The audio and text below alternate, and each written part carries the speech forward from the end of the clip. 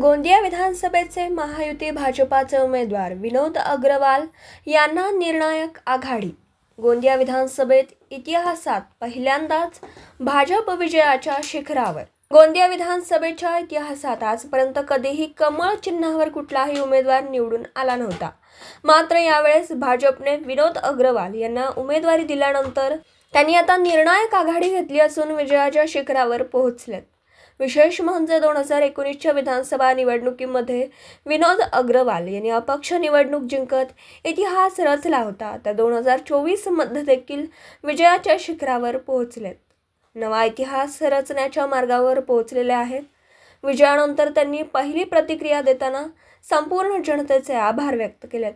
गोंदियाहून प्रतिनिधी अमरदीप बडगे।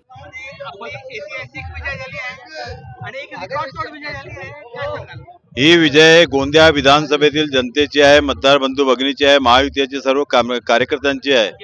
आणि या निवडणुकीमध्ये प्रत्यक्ष अप्रत्यक्ष रूपाने ज्यांनी सहकार्य केले त्यांची विजय आहे, लाडक्या बहिणींची विजय आहे, शेतकऱ्यांची विजय आहे, कष्टकऱ्यांची विजय आहे, सर्व जात धर्मपंथाच्या सर्व लोकांची विजय आहे। आणि निश्चितपणे आज गोंदिया विधानसभेमध्ये 2019 मध्ये सुद्धा एक नवीन कीर्तिमान गोंदिया विधानसभेतील जनतेने स्थापित केला होता। 2024 मध्ये सुद्धा गोंदिया विधानसभेतील जनतेने पुनश्च नवीन कीर्तिमान स्थापित केलेला आहे। आजपर्यंत या ठिकाणी कमळ कधी फुलला नव्हता, परंतु आज गोंदिया विधानसभेमध्ये कमळ फुलत आहे।